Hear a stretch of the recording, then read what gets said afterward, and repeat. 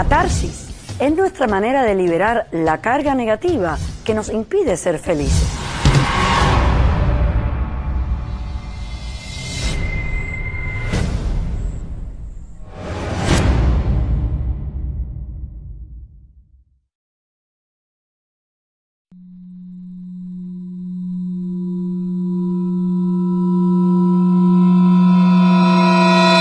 Damas y caballeros, bienvenido a otra entrega de Catarsis.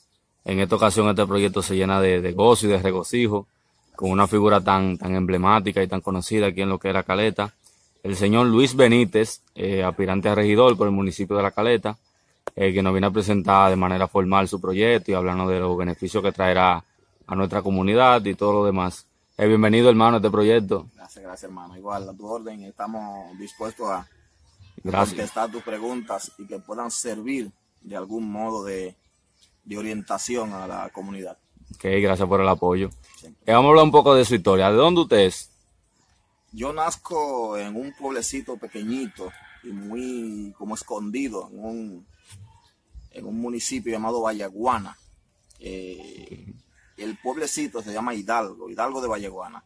Hay que estar con mate y todo eso. Sí, exacto, pero nosotros estamos entrando más para allá, como quien va para, lo dicen Pilancón o cerca, muy cerca de Pilancón, y es más para allá de Vallaguana, o sea, pertenece a Vallaguana.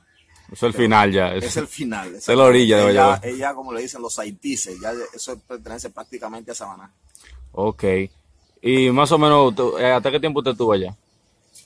No, nosotros estuvimos allá viviendo en nuestro pueblo amado y querido allá, nuestro amado campito, nuestro refugio, podríamos decirle así, como hasta los 10 años. A los 10 años entonces emigramos a la ciudad, porque nuestra madre ya vivía aquí en la ciudad capital y entonces nos trajo todos a vivir con ella. Ok. ¿Usted recuerda algo de su infancia en ese lugar? Claro. Esos fueron esos años de la infancia, de esos días hermosos, y que uno no tenía idea de lo que significaba eso en aquel entonces. Son los años que marcan a uno históricamente siempre, y son los momentos más hermosos de la vida del ser humano, porque es el momento en que tú vives como una especie de un paraíso. Es por eso que tenemos que tener mucho cuidado con los niños, con lo que ellos están viviendo, cuando están volando un cometa, una chichigua, como nosotros le llamamos, cuando hacen cosas que a veces nosotros como adultos no las entendemos, pero que ese es una parte, ese es su mundo, una parte sumamente importante de sus vidas y que lo marcan para siempre. Aquellos montes, aquellos campos, maroteando por aquellos lugares, subiendo en la mata de mango, yendo al río, a las lagunas a pescar, bañándonos en esos ríos. Eso eran cosas que hoy día uno entiende que son sumamente maravillosas. Es como lo más hermoso de la vida de uno. Ok. ¿Qué tal fue su infancia? Hermosa, una infancia sana, rodeada de personas sanas. Uno ni siquiera en esos tiempos oía cosas catastróficas como que matan a fulano, que violaron a Perencejo, que un ladrón se metió a una casa y se robó todo. Era algo como una especie de una burbuja en la que uno vivía en ese entonces. O quizá pasaba, pero usted no se daba cuenta. Exacto, era que uno estaba ajeno a ciertas cosas de la vida. Al exterior. Exactamente, que hoy día que uno, como una esponja, absorbe todo lo que está pasando en el mundo y a tu alrededor. Pero en ese tiempo uno vivía en su mundo de la niñez, uno buscaba a los otros amiguitos y vivía en ese mundo propio de esa edad. Ok, ¿usted tuvo muchas precariedades? Sí, nosotros venimos de una familia muy pobre, podemos decir así. Mi madre era una revolucionaria, mi padre también era un revolucionario, luchador. Mi madre era una mujer muy creativa y mi padre también era un hombre muy creativo. Era prácticamente el único carpintero allá en nuestro campo. Prácticamente todas las casitas que están hechas allá en el campo de madera la hizo mi padre. Y si no la hizo, de algún modo contribuyó y dio la idea. Él era el hombre que buscaban para que cuando alguien moría, él hacía los ataúdes para los fallecidos. Y mi madre era una persona muy dinámica, vivía tejiendo, cosiendo. Ok, También vendía algunas cosas. Y la precariedad es propia de esa época, porque el que vivía en esos campos normalmente eran unas precariedades que no eran precariedades, porque uno en cierto modo pasaban desapercibidas, porque uno vivía en un mundo donde andar descalzo, por ejemplo, exacto. no era nada extraño. Donde tú andas sin camisa era algo Era normal. común. Todos andábamos sin camisa prácticamente. Inclusive tú te veías extraño cuando andaba con una camisa puesta en esa época. Porque uno andaba en un Ok, monte, en su mundo, nadie estaba pendiente a eso, un pantalón roto, ese tipo de precariedades. O sea, nosotros no vivimos con televisores ni cosas. Yo vine a ver los televisores ya prácticamente cuando iba a salir de allá. ok. En fin, ese tipo de precariedades. Ok. Eh, ¿Alguna vez le tocó trabajar siendo niño o adolescente? Sí, nosotros, acuérdate que en los campos siempre le asignaban responsabilidades a los muchachos, a los niños. Nosotros hacíamos trabajos no forzados, podríamos decir, porque los trabajos forzados eran ya de los hombres que iban a lugares inclusive más lejanos, los conucos que se desplazaban a otras distancias. Pero nosotros siempre teníamos los trabajos de cuidar el arroz, porque se sembraba arroz prácticamente alrededor, cargar el agua para el sustento de la casa, cargar leña a la cabeza. Teníamos que desplazarnos a lugares donde estaban las mejores leñas, por ejemplo, porque alrededor ya uno siempre acababa con todos los palos secos que habían por ahí que podían servir para leña. Entonces nos desplazábamos a larga distancia, teníamos que subir lomas y bajar. Eran los trabajos propios de los muchachos. Ok, Y los que somos de campo sabemos que es así, que siempre los muchachos tenían esas tareas asignadas. Buscar la leña, eso es cosa de los muchachos. Cargar el agua, eso es cosa de los muchachos.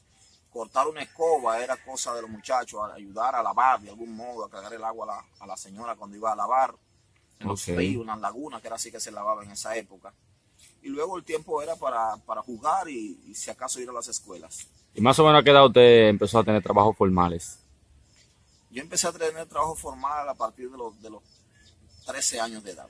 Ya a esa edad, a los 13 años, ya yo trabajaba entonces prácticamente administrando un colmado aquí mismo en La Caleta. Fue mi primer inicio formal en un trabajo independiente, en un trabajo Exacto. en un lugar donde se me estaba supervisando o que había alguien, un jefe por encima de mí, porque yo era, desde que llegué a la capital, a la edad de unos 10 años, nosotros empezamos a involucrarnos en actividades productivas, por ejemplo, como limpiar zapatos, yo era limpiabota en esa época. También vendía café en Telmo, en la capital, nos iba muy bien, vendíamos huevos sancochados, o sancochados, como se quiera decir, y nos dedicábamos a eso. Nosotros prácticamente nosotros nos buscábamos nuestro propio sustento. Tenemos nuestro padrastro, porque en ese momento no vivíamos con nuestro padre, y con nuestra madre que nos sustentaban con el alimento, pero nosotros nos costeábamos. Si necesitábamos un zapato, yo empezaba a juntar para comprar ese zapato que veía. Ok, Si veía una camisa bonita en una tienda, algo que me gustaba, entonces yo empezaba a ir juntando dinero para ir a comprar esa camisa, al igual que los uniformes de la escuela, los útiles escolares. Yo iba comprando una mascota.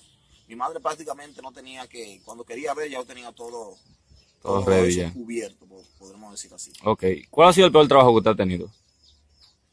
El peor trabajo, bueno, el peor trabajo, ¿qué te digo? Yo me he tenido que ver en la obligación de trabajar construcción. El trabajo de construcción todo el mundo sabe que es un trabajo bien forzado.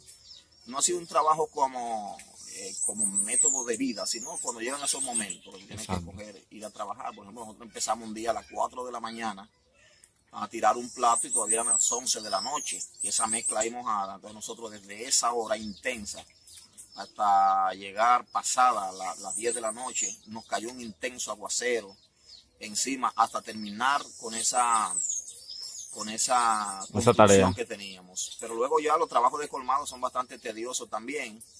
Yo trabajaba en un colmado allá en Lucerna, y de verdad en los colmados se trabaja mucho. Yo era muy niño, tenía 14, 15 años en esa época, y era ya todo un hombre. Yo era responsable. El dueño de ese colmado se iba a las 6 de la tarde. Él vivía aquí en La Caleta, y de allá a Lucerna salí, me dejaba en el colmado y llegaba el otro día a las 11, 12 del mediodía. Yo pasaba mayor parte del tiempo en el colmado solo, y era mucho trabajo. Yo bregaba con el pollo, bregaba con eso es una gran responsabilidad, y más más todo lo que conlleva un colmado, que vendía mucho en ese momento. Ok. Desde su punto de vista, ¿cuál es la peor parte de ser pobre? Bueno, la peor parte de ser pobre, yo diría que la pobreza material a la que nos referimos, ¿verdad? Que básicamente, me imagino que por esa línea va tu pregunta. La peor parte de ser pobre debe ser el momento en que entre esa pobreza en la que tú vives, económica y material, te llegue un momento más drástico todavía debajo de esa pobreza. Me refiero, por ejemplo, a un problema de enfermedad, un problema que tú te enfermes, que tengan lo que era de algún accidente, un problema de justicia, un problema en esa índole. Es como un golpe encima del golpe. Ya cuando tú tienes un problema de enfermedad siendo pobre, entonces eso es algo sumamente dramático. Además de eso, el hecho de la vivienda, el lugar donde tú vivas, si el ámbito como tú te desempeñes, las condiciones que debe tener una persona humanamente para vivir con dignidad, las condiciones de los baños, podemos decir así, las precariedades, si llueve, todo eso, el estar, por ejemplo, sin movilidad, tú tienes que estar a pies, podríamos decir, porque las cosas se dificultan. Sí. Tener algo en que moverte, una montura en algo es poder, tú puedes desplazarte fácilmente. Y esas son las cosas más difíciles de ser pobre, porque el tema de la alimentación, eso es siempre pasajero. Un pobre, a veces los pobres comen más que los ricos, comen a veces hasta, inclusive hasta mejor, podríamos decir. Porque tú siempre estás, vives, eso no es realmente el gran problema de la pobreza, porque el hambre no podemos tanto involucrarlo en eso, aunque llegan momentos también difíciles, sí, pero son momentos solamente, porque como dicen por ahí, el hambre se engaña con cualquier cosa. Ok, ¿es difícil crecer en un barrio? No es difícil, no es difícil. Lo único que el tú crecer en un barrio sin saber en lo que tú estás involucrado, los peligros lo que se pueden afrontar en un barrio, cosas ajenas, o sea, como un infante, un joven, un adolescente está creciendo en un mundo donde no conoce nada. Es una especie de una víctima, una especie de alguien muy susceptible a recibir un daño por cualquier vía, porque hay un mundo muy complejo en el que tú estás involucrado y en el que tú no sabes nada, porque un adulto llega a cualquier lugar y ahí está parado y sabe todo lo bueno y sabe todo lo malo. Pero un muchacho que viene creciendo no sabe cuándo, si le dan, por ejemplo, el intento de consumir drogas, esa persona en el momento que le están ofreciendo un tabaco no sabe lo que eso implica y lo que puede traer eso con el tiempo. Viene lo que le llaman la presión de grupo, que los muchachos quieren que si todos cantan, quieren que tú cantes. Si tú no cantas, tú eres el peor o eres un extraño en el grupo. Lo mismo si ellos fuman, por decir así, porque yo nunca tuve ese tipo de contacto, nunca en la vida, nunca ni siquiera nadie nos ha intentado involucrarnos en eso. Pero me refiero a lo más vulnerable, a lo que está en boga, podríamos decir así. Que esos son los peligros que afronta una persona en una comunidad. Y es lo más difícil de los barrios, esos tipos de peligros. Ok, ¿alguna vez usted se ha encontrado con algún tipo de problema personal o judicial? No, problema judicial, acuérdate que yo fui policía, y en la policía, por eso yo inclusive pedí mi baja en la policía, me retiré de la policía, ya siendo sargento en el año 2008, porque la policía es un trabajo muy complejo es muy fácil tú caer en un problema, podríamos decir así, porque en el ejercicio de tus funciones tú estás bregando con gente. Y si tú vienes y le doblas un dedo a una persona en el utilizo de la fuerza, por ejemplo, en la utilidad de la fuerza, es un problema, porque después van a venir los familiares, van a hacer un escándalo, los medios de comunicación, que tú le doblaste un dedo, que lo pellizcaste, pues en fin. Y el Estado prácticamente no ampara a los policías en el ejercicio de sus funciones, no como en Estados Unidos o en los países más organizados. Si un policía te dice alto, es alto. Y si un policía te dice levanta la mano, no baje la mano, porque el policía tiene potestad para dispararte, porque ya tú estás poniendo en juego la vida del propio policía y la vida de las demás personas. Aquí no, aquí tú le dices alto a una persona y él hace así, tú le das un tiro, el otro día tú estás preso en la victoria como policía. Entonces, en eso hemos tenido, en una ocasión tuvimos pero fue algo relativamente pasajero, al extremo que no tuvimos ni siquiera problema en la policía, pero sí tuvimos una situación, una persona que se volvió muy agresivo en el destacamento, sumamente agresivo, destruyó todo y tuvimos que enfrentarlo y utilizar la fuerza de algún modo, y eso nos generó un problema, un escándalo público prácticamente que se generó. Pero eso se quedó así, no fue nada del otro mundo. Y otro problema judicial que podemos decir que tuvimos, un problema judicial, fue un sometimiento que nos hiciera un ciudadano aquí de La Caleta por el hecho de un comentario en las redes sociales que nosotros hicimos. Eso es reciente. Un comentario, a él no le gustó ese comentario. Como todo el mundo sabe, yo soy una persona muy dura por las redes sociales en el sentido de que si tengo que decir una cosa la digo. Y yo dije un comentario sin aludir a su persona, pero él sintió que yo le estaba aludiendo. Y él hizo el ejercicio, utilizó sus derechos que él tiene de decir que yo los estaba difamando. Y nos hizo un sometimiento y eso quedó prácticamente en nada. No tuvo validez. No tuvo prácticamente validez. Ok, ¿usted cree en la justicia de este país? No, yo no creo en la justicia dominicana, porque son muchos los jóvenes que están en La Victoria purgando penas por haberse robado un racimo de plátano, que también es un delito, ¿verdad? O por cualquier otro hecho. Y sin embargo, hay otros casos que hacen mucho más daño a la sociedad, que andan sueltos por ahí. Es el caso que todos conocemos de escándalo de corrupción en este país, y que sin embargo esas personas andan por ahí a sus anchas. Eso no es justicia. La justicia, fíjate que en la justicia hay una mujer con una balanza, con una espada, pero ella tiene los ojos vendados. O sea, en la justicia no puede ver tu color de piel. Puede haber vaca sagrada. Exacto, no debe haber vaca sagrada. Entonces aquí sí hay vaca sagrada, porque si no, esas personas que están ahí estuvieran presos y mal presos por todo lo que han hecho, y que todo el mundo sabe que es demasiado evidente lo que ellos han hecho, porque tú no puedes llegar aquí siendo pobre, sin tener nada, y al cabo de 5 años tú exhibir miles y miles de millones de pesos. No hay manera humana, no hay. Tú te hablas con un empresario y ese empresario te va a decir que no hay manera de tú ganarte 3.000 millones de pesos en 5 años, en 3 años. No hay manera, eso le llaman magos de la finanza. Y como eso es una cosa que se cae de la mata hasta un niño. La matemática no se equivoca. Yo siempre he dicho que tú vas a Japón y 2 más 2 son 4. Y vas a China, vas a Alemania, en cualquier país del mundo 2 más 2 son 4. Exacto. Entonces no hay manera de que una legal, persona, no hay manera legal. No la hay. Entonces, ¿cómo una persona puede querer justificar tener 3.000 millones de pesos en una cuenta bancaria o en propiedades al cabo de 3 años cuando tú estás vendiendo plátano en una esquina? Eso no se puede, eso es inadmisible. Por consiguiente, es corrupción, es robo, y eso impacta, hace mucho daño al pueblo, a la sociedad. Ok. ¿En qué momento usted decide meterse a lo que es la política? Mira, la política, lo primero que yo nunca he satanizado la política. En el término, cuando ya me involucro en el mundo social, que a partir del año 2008, cuando yo me retiro de la policía, yo me involucro en la Junta de Vecinos, llegué a ser presidente de la Junta de Vecinos, actualmente soy presidente de la Junta de Vecinos.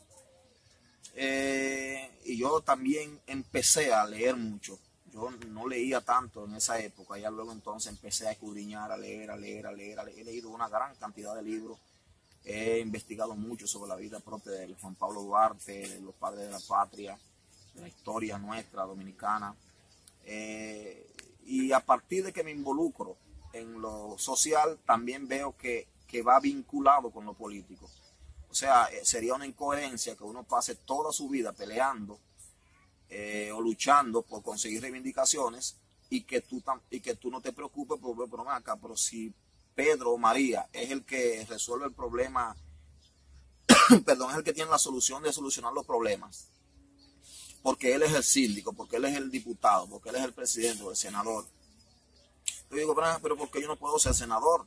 ¿O por qué yo no puedo ser síndico? ¿O por qué no luchar mejor por, en vez de andar detrás de él, que no tiene el deseo de hacerlo? Claro, y sensibilidad por estos problemas, ¿por qué mejor nosotros no nos involucramos? Y yo le exhorto y le digo siempre a la gente, no podemos dejarle el escenario político a ellos, porque entonces ellos siempre van a ser los políticos y nosotros las víctimas aquí atrás. Y siempre estaremos detrás de ellos. Entonces, ¿por qué no desplazarlos a ellos de algún modo? Si sabemos que ellos no se están manejando de la mejor manera. Entonces ahí me nace el interés de entonces participar en política. Ya en el año 2010, del 2009, empezamos a participar en política a través del Partido Reformista. Y de ahí nace nuestro interés. Yo no sabía absolutamente prácticamente nada de política. Entonces eso fue una gran escuela para mí, el hecho de la primera participación que fue en el año 2010 en el ámbito político. Ok, ¿y no teme usted que su imagen se pueda ver dañada por usted incurrir en lo que es la política? Porque la gente tiene una idea de que todo el que es político es ladrón. Sí, no, lo que pasa con eso es lo siguiente. Por ejemplo, yo desde que me involucré en la política creé una especie de una marca, de un modo de ser. En la política, hay personas que se involucran en la política para buscárselo de ellos en la política, por decir así, para enriquecerse a través de la política, para buscar un bienestar a través de la política. Y como ellos saben que para poder llegar a esas posiciones tiene que ser diciéndole a la gente que van a hacer, que él viene a construir, que viene a fabricar, que viene a transformar, pues ellos utilizan eso como un engaño. Pero yo desde que entré a la política fue movido por una sensibilidad a los problemas sociales, por ver los problemas que aquejaban a la sociedad, la comunidad en la que vivo, en la que he vivido. Y nos involucramos en la política criticando, atacando y viendo como que uno de los principales males es que los políticos que nos manejan los estamentos sociales, las instituciones, lo están haciendo mal y que se están robando el dinero. Y yo los combato, ¿tú me entiendes? Los ataco y digo que eso está mal. Entonces lo primero que yo siempre he hecho es empujarme a mí mismo a que por más que yo, por ejemplo, en mi debilidad como ser humano, quiera caer en una cosa de esa, sea tanto lo que yo he luchado contra eso, que me pese más sobre mis hombros el hecho de yo poder caer en una posición de esa, en una tentación de esas, o llegar a ser como son ellos.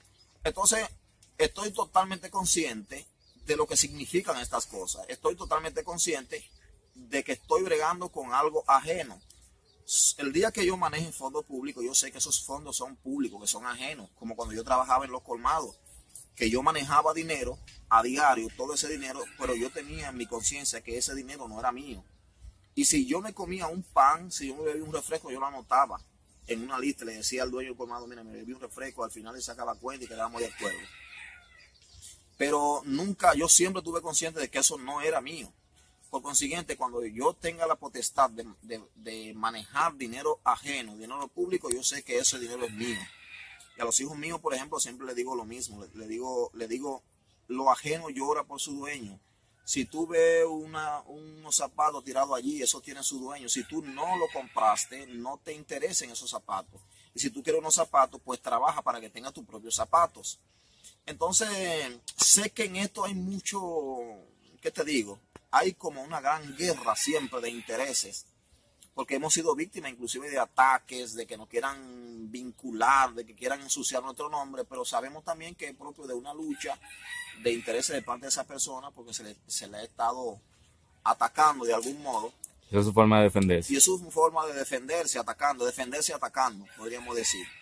Entonces sí, estamos conscientes en lo que estamos involucrados, no estamos entrando de manera inconsciente, no estamos entrando de manera sabia para después que estemos allí, robar y hacer como normalmente hacen la mayoría de los políticos, sino que estamos conscientes de que lo primero que tenemos que salvaguardar es nuestra integridad moral.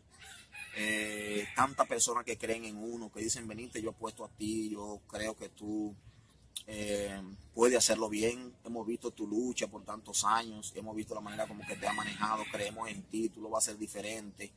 Y esas cosas pesan, todas esas señoras, esos señores mayores, tu familia, tu padre, que están ahí vigilantes y pendientes de ti, y tú mañana salirle a ellos con algo fuera de lo que tú tanto has predicado. De los principios. Lo que tanto has predicado sería algo, yo te digo a ti, sería el final, como dicen los jóvenes.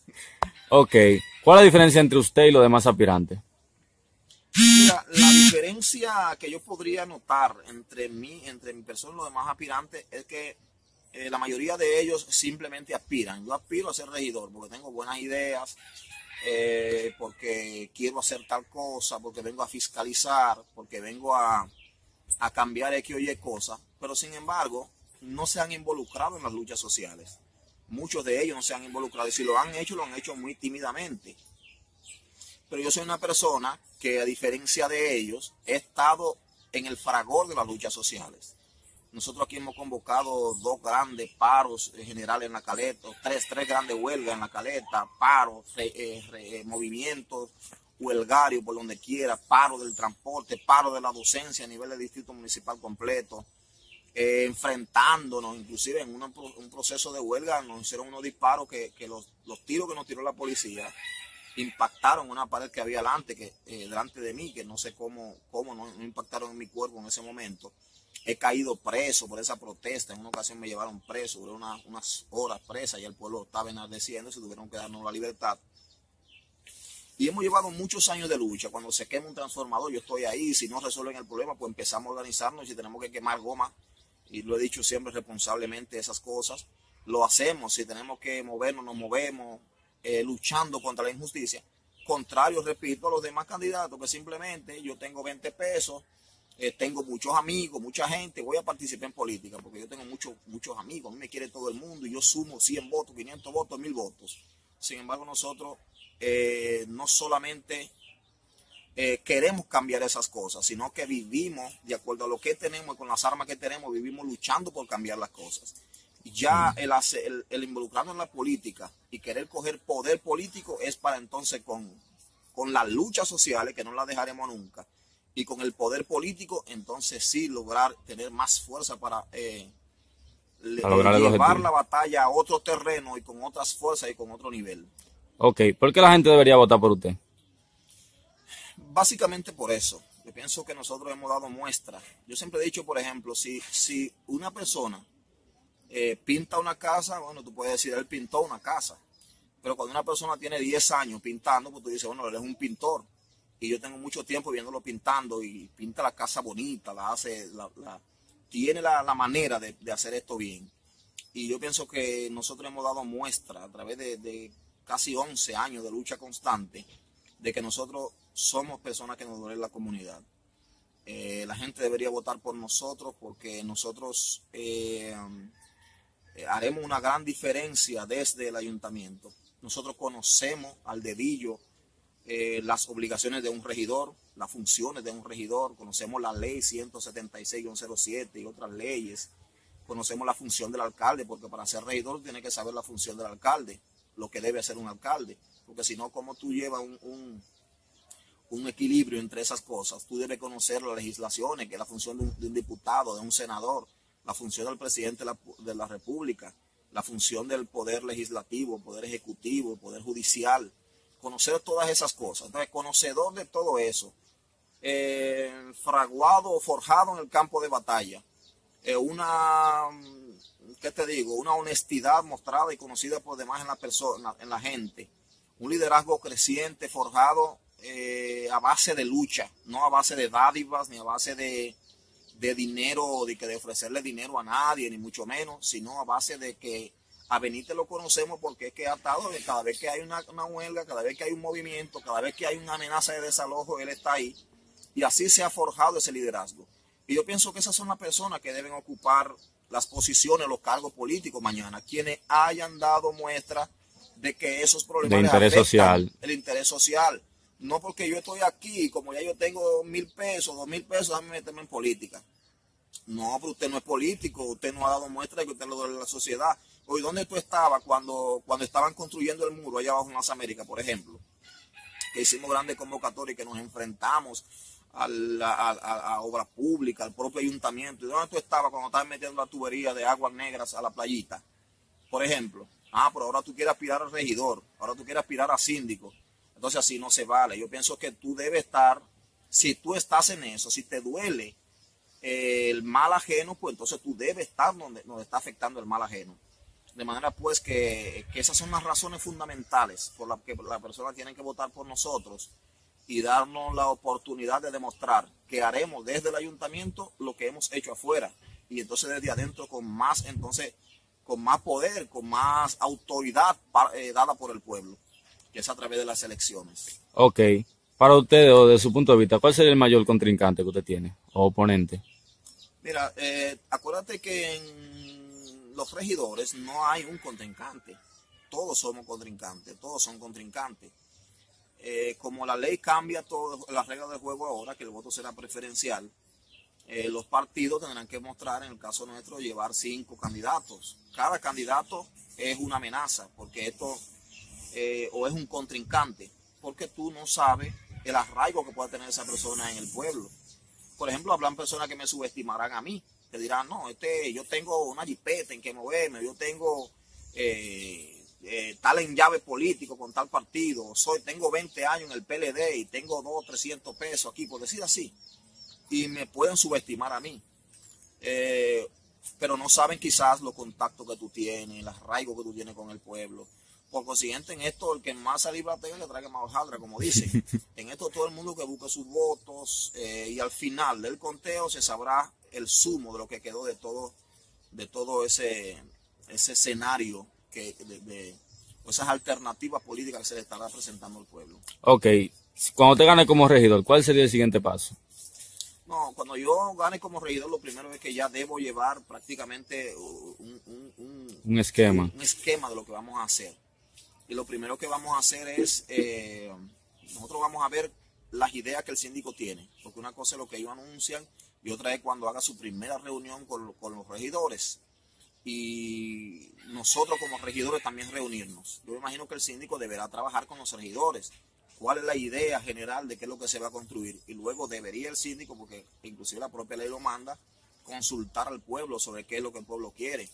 En ese tiempo el presupuesto estará casi agotado, o sea que el presupuesto del próximo año, ya a partir de enero del año 2021, podríamos decir, es el presupuesto nuevo del síndico, que lo preparará con sus ideas, y ahí es donde nosotros debemos jugar un rol sumamente importante en la preparación de ese presupuesto, en velar que se impacte en las áreas de mayor prioridad, priorizar, tomando en cuenta, repito, lo que la gente priorice, porque a veces queremos construirle a la gente una funeraria cuando la gente lo que quiere es que la arreglen en la calle. A veces queremos construirle una cancha cuando la gente lo que quiere es que le hagan hoyos filtrantes, por ejemplo, o cuando quieren que les recojan la basura, o que le iluminen la calle, o que le inviertan en la niñez, en la juventud, en el deporte. Entonces se debe consultar al pueblo, y en base al presupuesto que se tenga, entonces empezar a impactar. Pero uno como regidor llevará su propuesta en términos organizativos de la ciudad,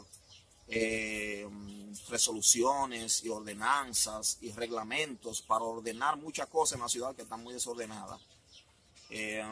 Poner reglas claras en muchas cosas. La ley manda hacer un sinnúmero de resoluciones y de reglamentos que no están hechos, nunca se han hecho, como por la propia participación ciudadana, y un sinnúmero de cosas.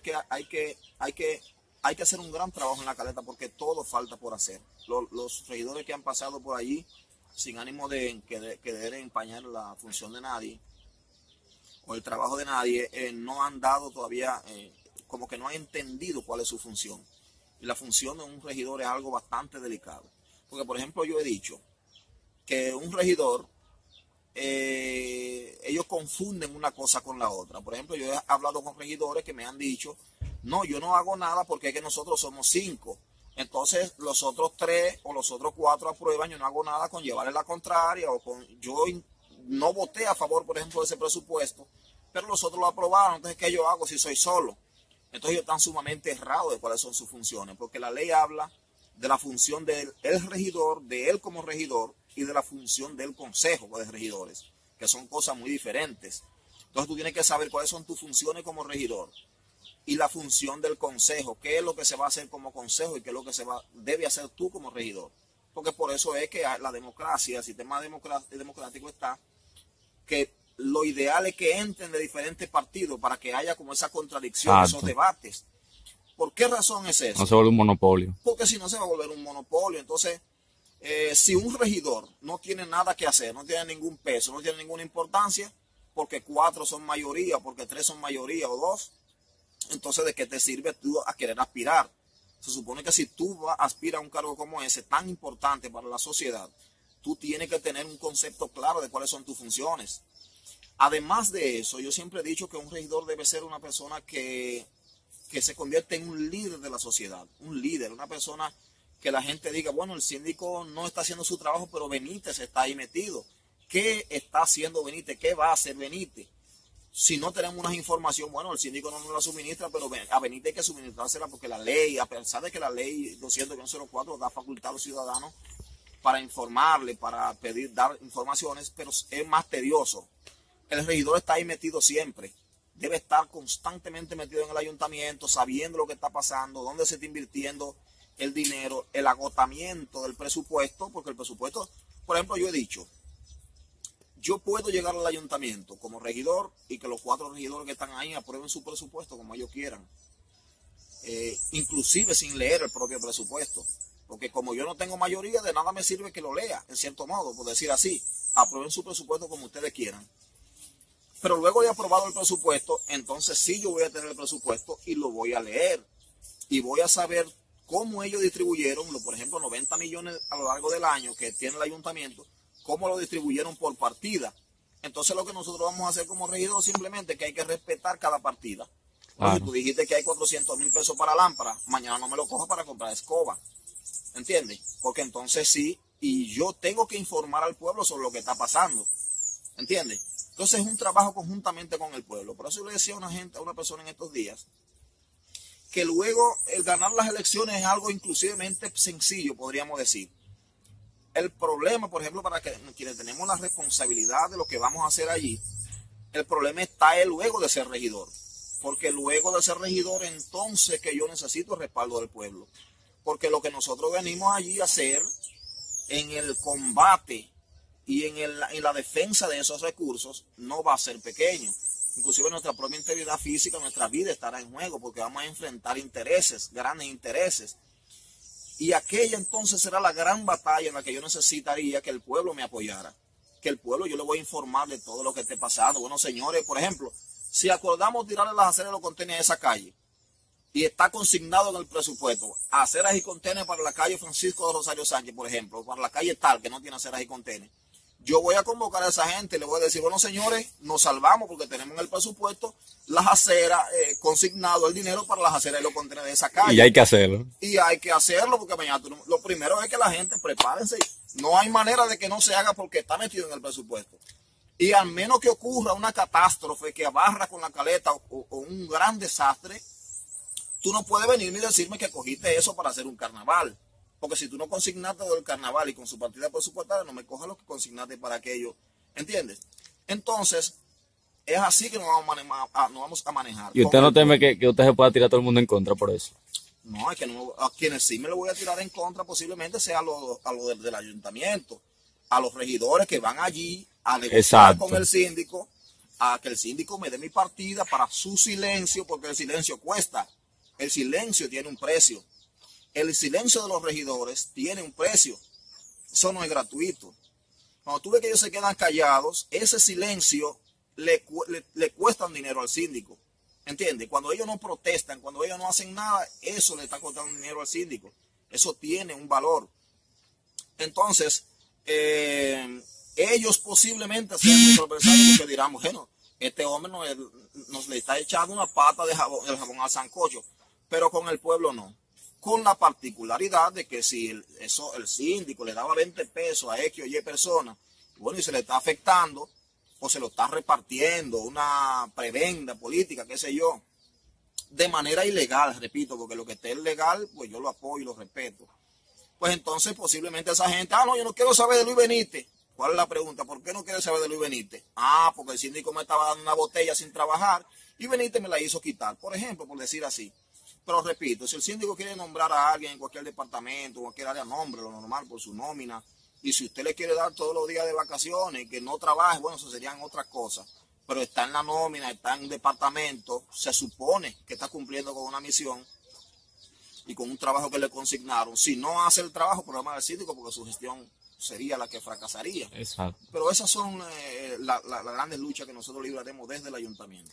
¿Y qué pasaría si usted ve algún caso de soborno o lo que sea? ¿Usted lo denunciaría de manera pública? De manera inmediata, de manera inmediata. El síndico con su sueldo puede agarrarlo y picotearlo en pedacitos si él quiere, o meterlo en una trituradora y botarlo. Ahora tú no puedes agarrar el dinero de las arcas del ayuntamiento y coger ese dinero y entregárselo a Pedro, a María, a Juan, para que te permitan a ti tú robarte 20 millones o 10 millones. Entonces yo le estaría haciendo un flaquísimo servicio al pueblo y una irresponsabilidad imperdonable si yo veo eso y yo me callo. Entonces estaría haciendo lo mismo. Y yo no voy a ese ayuntamiento a hacer lo mismo. Yo digo una frasecita siempre cuando escribo por ahí, que con nosotros en el ayuntamiento las cosas serían diferentes. Entonces pongo en grande, digo muy diferentes. Porque es que sabemos que nada volverá a ser igual. Nosotros vendríamos allí, claro, no es que venimos con un bate y una... No, vendríamos a buscar el consenso, a entender a cuál es la misión de nosotros, cuál es la función de los regidores, la función del síndico. Le pondré bastante claro, señor síndico, yo no vine aquí a negociar con usted, a que nos robemos este dinero, yo no me voy a hundir con este barco, yo no voy a pasar por aquí como uno más que pasó por aquí. No, nosotros venimos a cumplir unas responsabilidades que nos dan las leyes y a cumplir una responsabilidad moral que nos dio el pueblo. Porque si el pueblo votó por Luis Benítez, porque sabe lo que Luis Benítez va a hacer. Todo el que me conoce a mí sabe cómo yo me manejo. Y sabe que si eligen a Luis Benítez es porque no va a permitir vagamundería en el ayuntamiento. Es porque saben que yo le voy a hablar la verdad. Es porque saben que yo no voy a ser uno más de los que están ahí. Yo digo, bueno, usted puede elegir los 4 regidores que usted entienda. No hay problema que se cuelen los regidores que sea. Ahora, alrededor mío la cosa tiene que marchar diferente. Porque la gente cree en eso. La gente está esperando eso de mí. Y lo que tengan la menor duda de que yo lo vaya a hacer, de que yo vaya a ser uno más, bueno, pues que se arriesgue y que vote por Luis Benítez. Y luego entonces sabrá que por lo que nosotros hemos luchado y lo que nosotros estamos pregonando, estamos predicando, es la verdad y vamos a llevar esa coherencia entre lo que decimos y lo que haremos, lo que hacemos. Ok, desde su punto de vista, ¿cuál es el mayor detractor que tiene la sociedad? ¿Detractor en qué término, en qué sentido? O sea, ¿qué es lo que más afecta a la sociedad? O el municipio de aquí de La Caleta, ¿qué es lo que más está afectando? Lo que más afecta, hay 2 puntos que afectan a la sociedad, fundamentalmente, entre tantos que hay, vamos a poner 2. Primero, la dejadez de la gente en reclamar sus derechos, en participar, en involucrarse en política, en saber qué es la política, por qué la política, qué es lo que hacen los políticos, cuáles son las funciones del político, del síndico, del regidor, del diputado. Y lo segundo es la propia corrupción de esas personas que llegan a esos cargos.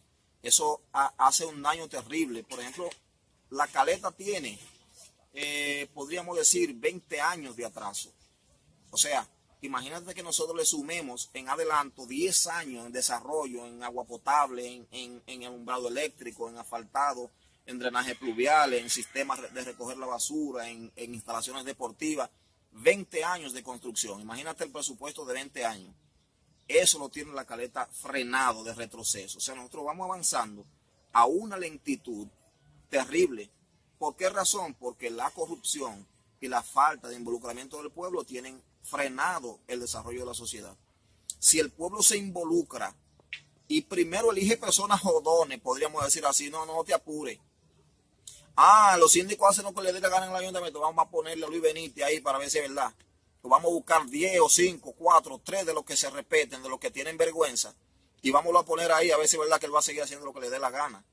O vamos a elegir a fulano como síndico para que tú veas, vamos a ver si es verdad que las cosas son como son. Vamos a creer en Luis Benítez, vamos a decir, mira, te vamos a elegir y te vamos a poner ahí.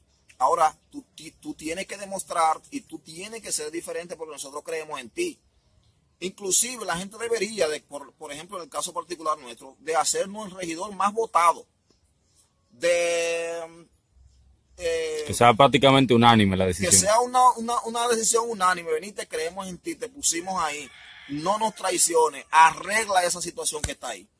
Y así deberíamos de ser. Entonces, esos son los principales distractores. Nosotros mismos como pueblo, por no participar, y los corruptos, los políticos corruptos, aprovechadores y engañadores que se aprovechan de esa dejadez del pueblo.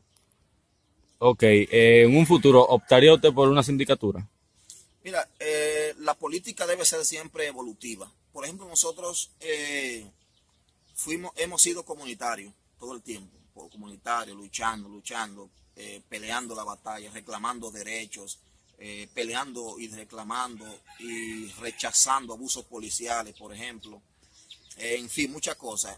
Hemos llegado a la madurez de introducirnos a la política sin abandonar las luchas sociales, participando en la política. Ahora queremos ser regidor, que es una posición estratégica e importantísima para la comunidad. Pero claro, el pueblo como soberano, que es el que tiene la potestad de decidir, si tú cuentas y entiendes que cuenta con el apoyo de esa población y ha llegado a la madurez de llegar a ese extremo de manejar los recursos ya del ayuntamiento desde esa posición, pues seguir entonces en ese ámbito político. Y la propia gente te va viendo. O sea, la política es algo que va como cambiante, como de manera elástica, como una gelatina, moviéndose dependiendo como vayan forjándose las circunstancias. Tú puedes estar por seguro que cuando la gente vea lo que nosotros vamos a hacer como regidor, cómo nos vamos a manejar van a querer como más. regidor, van a querer entonces colocar a Benítez en otra posición. No, pero a Benítez lo queremos es no solamente como regidor. Oye, tú no puedes ser regidor, tú tienes que ser síndico, o tú tienes que ser un diputado. Tú tienes que lanzarte como diputado para que vaya entonces al Congreso y en el Congreso las cosas empiecen a alinearse, porque yo sé que tú ahí metido o bailamos todo o me llevo el poco, como dicen por ahí. Entonces, sucesivamente, la gente quiere ver la demostración, lo que tú vas a hacer, y de acuerdo a lo que tú hagas, entonces el pueblo te dará más poder o más confianza. Si el pueblo ve, repito, que tú haces una labor extraordinaria como regidor, bueno, pues querrá no Benítez, que tú no puedes ser regidor y a ti te queremos en tal posición. Y te querrá en todos los cargos. ¿Entiendes? Es como este funcionario. De momento va a querer que usted sea diputado y regidor a la vez. Y síndico querrán, oye, pero es en la Cámara de Diputados que te queremos. Pero es en la senaduría que te queremos. Entonces tú llegas a esas posiciones y la gente dirá, bueno, pero te queremos, tú lo que tienes que hacer es el presidente de la República. Porque es así. Los grandes políticos, los grandes gobernadores, los presidentes de la República han llegado, es así. Tú llegas, eres un extraordinario senador, bueno, pues vamos a darte la oportunidad de que sea presidente. Tú llegaste a ser un regidor, lo hiciste bien y mira el extraordinario trabajo que tú hiciste, pues tú mereces más poder, vamos a darte la oportunidad porque nosotros lo que queremos es que esto se arregle. Entonces así sucesivamente, hermano mío. Ok, si hay algo más que quieras aportar.